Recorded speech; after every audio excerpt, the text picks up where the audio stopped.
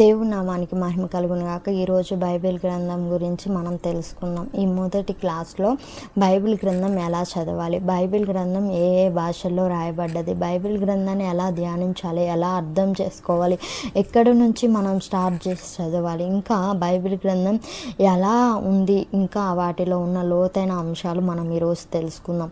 బైబిల్ని గ్రీక్ భాషలో ఏమంటారంటే బిబ్లోస్ అండ్ బిబ్లియా అని అంటారు.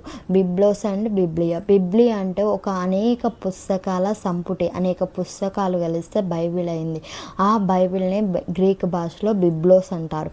బిబ్లోస్ బైబిల్ని ఇంకా అరామిక్ భాషలో కూడా రాశారు. హిబ్రూ భాషలో కూడా మొట్టమొదటి, తెలుగు, ఇంగ్లీష్, హిందీ ఇవి కాకుండా మొట్టమొదటి ప్రాచీన కాలంలో బైబిల్ రాసింది హిబ్రూ భాషలో అండ్ అరామిక్ భాషలో మనకి రాయబడినట్టు తెలియజేస్తుంది. ఈ బైబిల్ అనేది కొన్ని రెండు భాగాలుగా చేయబడ్డది. అది పాత నిబంధన గ్రంథం, కొత్త నిబంధన గ్రంథం. ఈ రెండు గ్రంథాలు కలిపి 66 పుస్తకాలు ఉంటాయి. 66 పుస్తకాల్లో పాత నిబంధన గ్రంథం 39 పుస్తకాలు ఉంటాయి. కొత్త నిబంధన గ్రంథం 27 పుస్తకాలు ఉంటాయి. పాత నిబంధన గ్రంథాన్ని ఓల్డ్ టెస్టిమెంట్ అంటారు, కొత్త నిబంధన గ్రంథాన్ని న్యూ టెస్టిమెంట్ అంటారు. ఇలా ఒక్కొక్క పుస్తకంగా చేశారు. ఈ పుస్తకాలుగా చేసిన తర్వాత బైబిల్ ఒక పుస్తకంలో ఒక అధ్యాయాలుగా విభజించారనమాట. అధ్యాయాలుగా విభజించిన వ్యక్తి పేరేంటంటే స్టీఫెన్ ల్యాంగ్టన్. ఇది ఈయన ఒక బిషప్ అనమాట, ఒక బిషప్ గారు.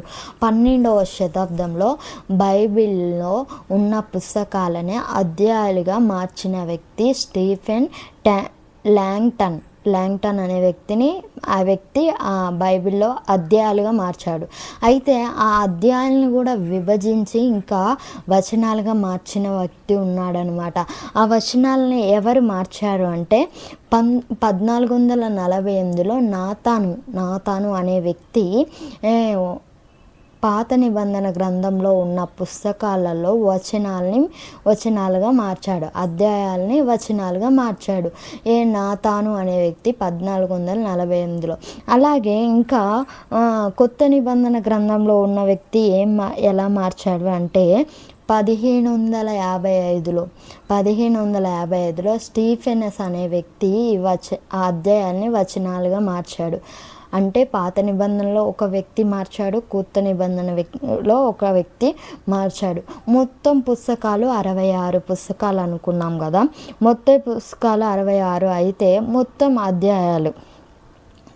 అధ్యాయాలు ఎన్నంటే 1189, అంటే 1189 అధ్యాయాలు ఉన్నాయన్నమాట.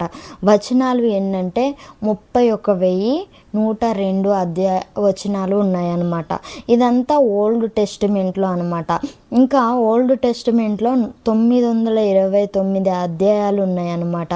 ఇంకా అధ్యాయాలు మొత్తం ఓల్డ్ టెస్టిమెంట్ చూసినట్లయితే 929 అధ్యాయాలు ఉన్నాయి. ఇంకా ఓల్డ్ టెస్టిమెంట్లో ఎన్ని వచనాలు ఉన్నాయంటే 23,145 వచనాలు ఉన్నాయన్నమాట. ఇది ఒక ఓల్డ్ టెస్టిమెంట్లో ఉన్నది. న్యూ టెస్టిమెంట్లో చూస్తే 260 అధ్యాయాలు ఉన్నాయి. న్యూ టెస్టిమెంట్లో 260 అధ్యాయాలు, ఇంకా న్యూ టెస్టిమెంట్లో 7,957 వచనాలు ఉన్నాయన్నమాట. ఇవన్నీ న్యూ టెస్టిమెంట్కి వచనాలు, అధ్యాయాలు. ఓల్డ్ టెస్టిమెంట్ వచనాలు, అధ్యాయాలు చూసినాం. అలాగే ఇంకా మొత్తం బైబిల్ చూస్తే 31,102 ఉన్నాయన్నమాట. ఇవన్నీ వచనాలు అనమాట. ఇంకా అధ్యాయాలు చూస్తే 1,189 అధ్యాయాలు ఉన్నాయన్నమాట బైబిల్ మొత్తం. బైబిల్లో అతిపెద్ద పుస్తకం పాత నిబంధన గ్రంథంలో బైబిల్లో అతిపెద్ద పుస్తకం కీర్తనలు 150 అనమాట. అతి చిన్న పుస్తకం 117 కీర్తనలు. పాత నిబంధన గ్రంథంలో అతి చిన్న అధ్యాయం ఏంటంటే 117వ అధ్యాయం అతి చిన్న అధ్యాయం. అతి పెద్ద అధ్యాయం పాత నిబంధన గ్రంథంలో 119వ కీర్తన అతి పెద్ద అధ్యాయం. అతి ఓటీలో అంటే పాత నిబంధన గ్రంథం మధ్యలో పుస్తకం, పాత నిబంధనకి మధ్యలో ఉన్న పుస్తకం పేరేంటంటే, అధ్యాయం ఏంటంటే యోబులో 29వ అధ్యాయం పాత నిబంధన గ్రంథంలో మధ్యలో ఉంటుందన్నమాట. ఇది తర్వాత ఇవన్నీ ఓటీకి సంబంధించిన, అంటే ఓల్డ్ టెస్టిమెంట్కి సంబంధించిన అధ్యాయాలు. ఏది చిన్న పుస్తకం, ఏది చిన్న అధ్యాయం అది అనేది తెలుసుకున్నాం. అలాగే ఇప్పుడు న్యూ టెస్టిమెంట్లో చూసినట్లయితే అతి పెద్ద పుస్తకం లూకా సువార్త. న్యూ టెస్టిమెంట్ అంటే కొత్త నిబంధన గ్రంథంలో న్యూ టెస్టిమెంట్ అంటే అతి పెద్ద పుస్తకం లూకా సువార్త. దీనిని పుస్తకం అని కూడా పిలుస్తారు. ఇంకా న్యూ టెస్టిమెంట్లో మధ్య అధ్యాయం ఏంటంటే రోమా పత్రిక 13వ అధ్యాయం మధ్య అధ్యాయం. ఇంకా ఓల్డ్ టెస్టిమెంట్లోనే 39 బుక్స్ ఉన్నాయన్నమాట. 39 బుక్స్. ఈ విషయం మనకు అందరికీ తెలుసు. ఈ 39 పుస్తకాలు కూడా అనేక రకాలుగా విభజించబడ్డాయి. ఒకటి ఏంటంటే ధర్మశాస్త్ర గ్రంథాలు. ఒకటి ధర్మశాస్త్రానికి సంబంధించిన వాక్యాలు అన్నీ కూడా, ధర్మశాస్త్రం గురించి తెలిసిన పూర్తి వివరాలు కూడా ఒక గ్రంథంగా ఉన్నాయన్నమాట. అవి ధర్మశాస్త్ర గ్రంథాలు, ధర్మశాస్త్ర పుస్తకాలు అంటారు. అవి బైబిల్ గ్రంథంలో 5 ఉన్నాయన్నమాట. చరిత్రతో కూడిన గ్రంథాలు అన్నమాట. చరిత్రతో కూడిన గ్రంథాలు ఇవి కూడా 12 ఉన్నాయన్నమాట. చరిత్ర అనేక మనుషుల చరిత్ర, అనేక గోపురాల చరిత్ర, అనేక మందిరాల చరిత్ర, మొత్తం ప్రతి ఒక్క చరిత్ర పుస్తకాలు అనేవి 12 ఉన్నాయన్నమాట. పద్యములతో కూడిన పుస్తకాలు, గ్రంథాలు. పద్యములు అంటే కీర్తనలు లేకపోతే పుస్తకాలు, గ్రంథాలు ఇంకా 5 ఉన్నాయన్నమాట. పెద్ద ప్రవక్త పుస్తకాలు ఇవి కూడా 5 ఉంటాయి అన్నమాట. చిన్ని ప్రవక్త పుస్తకాలు 12 ఉంటాయి. చిన్ని ప్రవక్తలు కూడా 12 మంది ఉంటారనమాట. ఇలా ఒక పాత నిబంధన గ్రంథంలో మనము అనేక రీతిలుగా విభజించి, ఎలా ధర్మశాస్త్రం అని, చరిత్ర అని, కీర్తనలని, ఇంకా పెద్ద ప్రవక్తలు, చిన్న ప్రవక్తలని అనేక విధాలుగా విభజించి చదువుతామన్నమాట. ఇది ఇక కొత్త నిబంధన పుస్తకం చూస్తే 100 సంవత్సరాల మధ్యలో రాయబడ్డది అనమాట. ఈ కొత్త నిబంధన పుస్తకాలు. ఈ పుస్తకాల్లో 4 సువార్తలు ఉంటాయన్నమాట. ఒక చరిత్ర అనేది ఉంటుంది, ఒక ప్రవచనం కలిగిన పుస్తకం ఉంటుంది, పత్రికలు 21 ఉంటాయన్నమాట. ఇవన్నీ కూడా పౌలు రాశాడనమాట. పత్రికలు 14 లేదా 13, ఇవన్నీ 13 లేక 14 అనేవి పౌలు రాసినవే ఉంటాయి. ఈ పత్రికలు మొత్తం, మిగిలినవి మొత్తం 8 అనమాట. ఇవన్నీ కూడా మనం పాత నిబంధన, కొత్త నిబంధన గ్రంథంలో ఉన్న పుస్తకాలు అనమాట.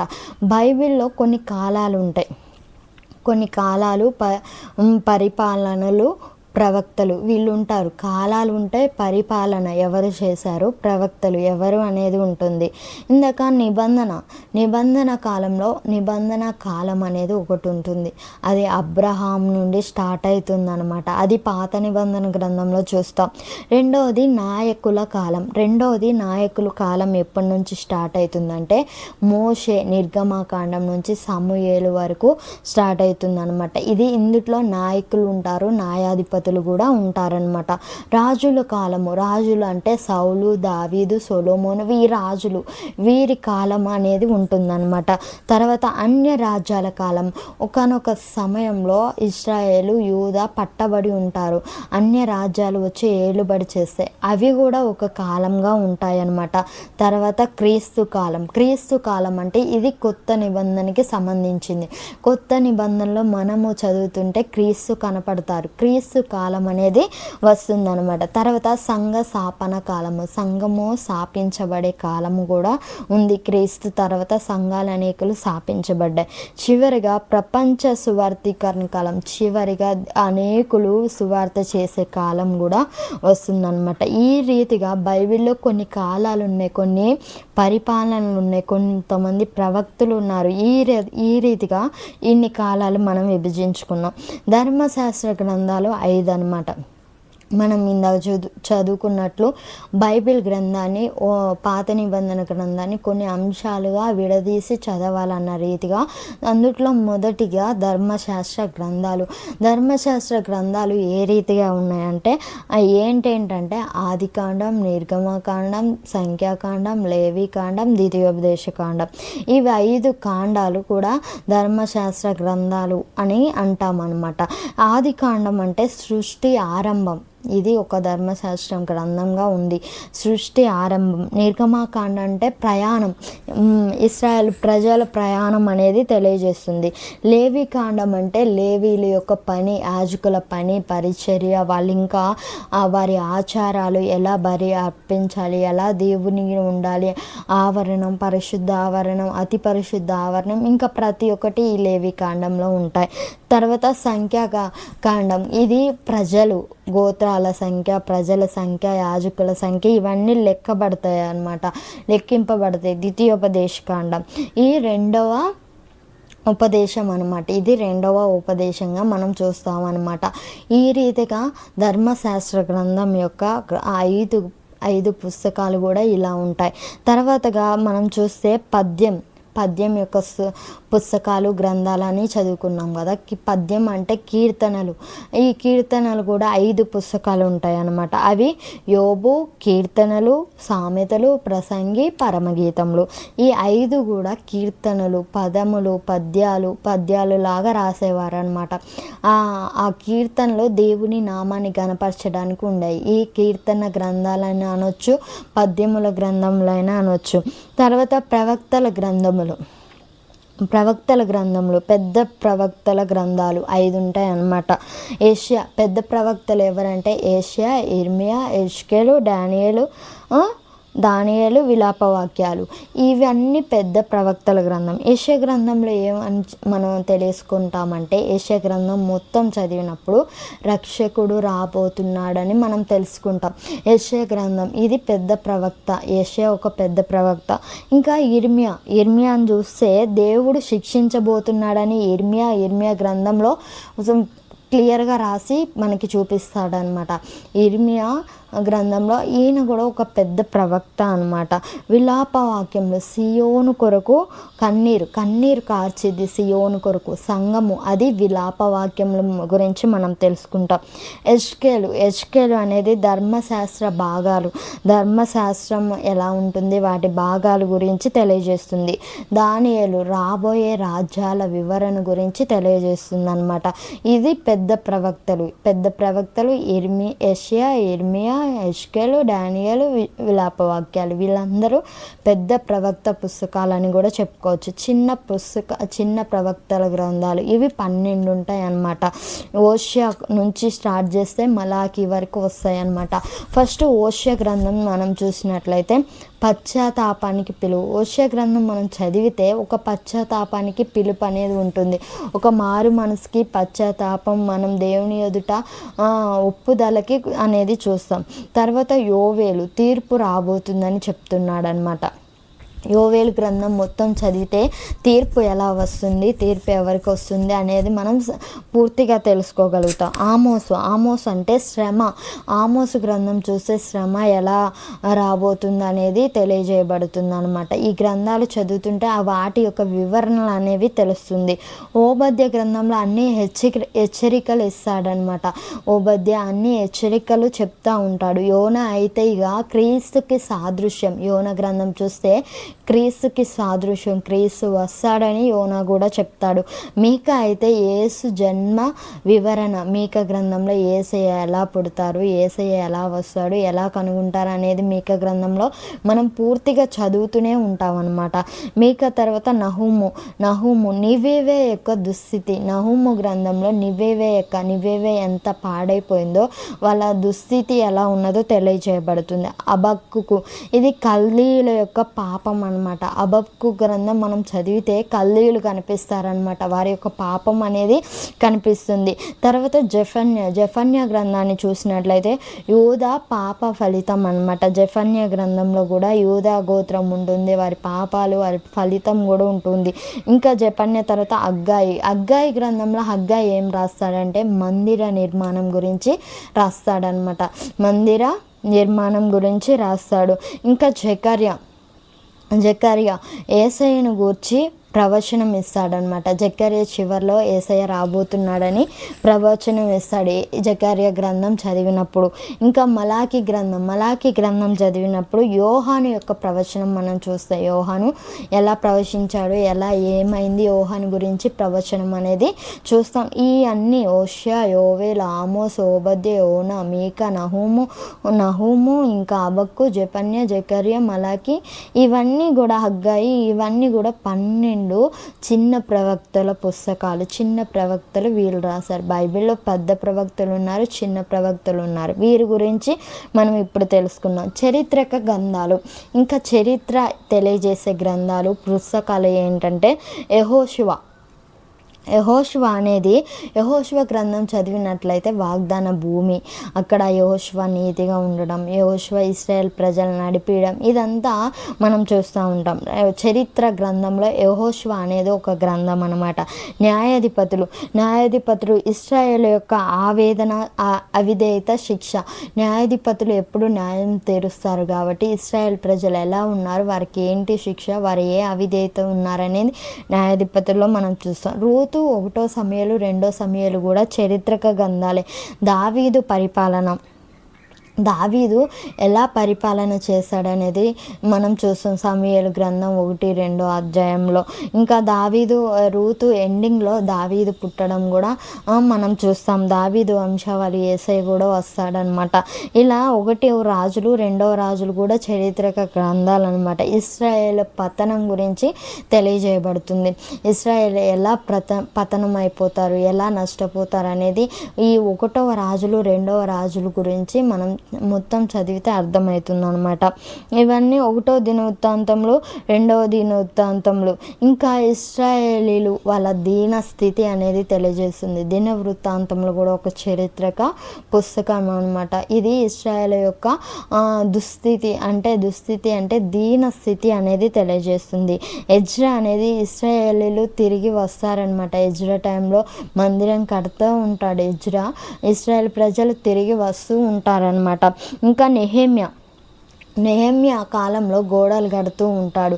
నెహెమ్యా కాలంలో ఏం జరుగుతుందంటే గోడలు కట్టబడడం, మందిరం కట్టబడడం, ఇది అనేది మనం జరుగుతుంది. ఇలా ప్రతి ఒక్క బుక్కి ఒక వివరణ అనేది ఉండేది, ఎందుకోసం ఆ బుక్ రాశారనేది మనం తెలుసుకుంటాం. ఇవన్నీ కూడా ఇంకా ఎస్తేరు చూస్తే యూదులను రక్షించడం కోసం ఎస్తేరు ఉపవాసం ఉండి మరి ప్రార్థన చేస్తూ ఉంది. యూదులను రక్షించాలని, యూదులను బ్రతికించాలని ఉపవాసం ఉండి ప్రార్థన చేస్తుంది. ఈ చరిత్ర గ్రంథాలు ఏంటంటే యెహోషువ, న్యాయాధిపతులు, రూతు, 1వ 2వ సమూయేలు, 1వ రాజులు, 2వ రాజులు, 1వ దినవృత్తాంతాలు, 2వ దినవృత్తాంతంలో ఎజ్రా, నెహెమ్యా, ఎస్తేరు, ఇవన్నీ చరిత్రక పుస్తకాలు అనమాట. ఇంకా మనం చూస్తే ఇలా బైబిల్ గ్రంథం చాలా గొప్పగా వివరించబడ్డది.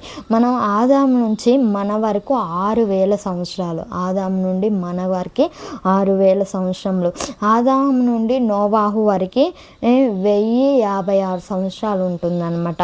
నోవాహు నుండి అబ్రహాం వరకు 1000 సంవత్సరాలు ఉంటుంది.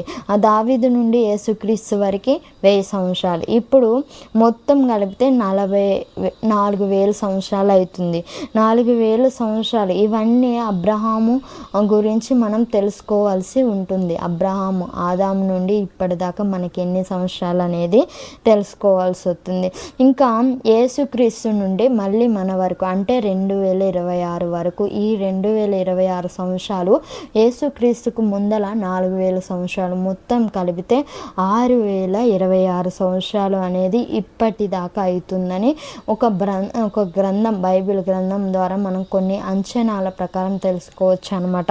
ఈ రకంగా ఈ 65 పుస్తకాల కంటే ఆది కాండం చాలా ఎక్కువ అనమాట. వాటి యొక్క ఎక్కువ యేసుక్రీస్తు నుండి పద్మస్ అంటే మత్తయి సువార్త నుండి మరలా ప్రకటన గ్రంథం వరకు మధ్య ఎంత టైం అంటే 100 సంవత్సరాలు. 100 సంవత్సరాల్లోనే రాశారనమాట. మరి ఆది కాండం నుండి నిర్గమకాండానికి కూడా మధ్యలో గ్యాప్ ఎంత అంటే 300 సంవత్సరాలు ఉంటుందన్నమాట. అయినా అసలు ఆదికాండం రాసింది ఎవరంటే మోషే ఆదికాండం చూడక మునుపు అంటే ఆదాము అవ్వని ఇస్సాకుని యాకోబుని వీళ్ళని ఎవరిని చూడలేదు. కానీ ఎలా రాశాడు మోషే నిర్గమకాండం స్టార్టింగ్లో పుడతాడు. కానీ ఆదికాండంలో ఉన్న ప్రజలకి నిర్గమకాండంలో మోషే పుట్టే టయానికి మధ్యలో 300 సంవత్సరాలు ఉన్నాయి. తనకి ఎవ్వరు తెలియదు. కానీ ఎలా రాశాడంటే మనం ఇక్కడ దేవుని ఆత్మ అనేది పనిచేస్తుందని, దేవుని ఆత్మ ప్రతి ఒక్కటి ఈ బైబిల్ గ్రంథంలో ప్రతి అంశాన్ని రాపిస్తుందని మనం మొదటిగా తెలుసుకోవాలన్నమాట. బైబిల్ గ్రంథంలో ఎన్ని ఉన్నా కూడా వాటి మీనింగ్ అనేది తెలుసుకోవాలి. ఇంకా వాటి యొక్క క్రీస్తు పూర్వం, క్రీస్తు శకం తర్వాత అన్నీ తెలుసుకున్నప్పుడు మనకి అన్నీ అర్థమవుతూ ఉంటాయి అన్నమాట. ఈ బైబిల్ గ్రంథం ప్రతి ఒక్కటి తెలుసుకోవాలి. కనుక ప్రతి ఒక్కటి మనం ధ్యానించాలి. బైబిల్ ఎలా చదవాలో తర్వాత వీడియోలో తెలుసుకుందాం. ఇది ఒక బైబిల్ ఎలా ఉంటుంది, బైబిల్లో ఎన్ని పుస్తకాలు ఉంటాయి, ఏ పుస్తకాలు ఎలా ఉంటాయి, వాటి యొక్క వివరణ, ఎవరు అధ్యాయాలుగా విభజించారు, ఎవరు ఇంకా వచనాలుగా విభజించారు, ఇంకా అవి ఎలా రాయబడ్డాయి అనేది మనం ఇప్పుడు తెలుసుకున్నాం కదా. దేవుడు ఈ జ్ఞానాన్ని మనకి ఇచ్చినందుకు దేవుడి నామానికి మహిమ కలుగును గాక. అందరికీ వందనాలు. Praise the lord.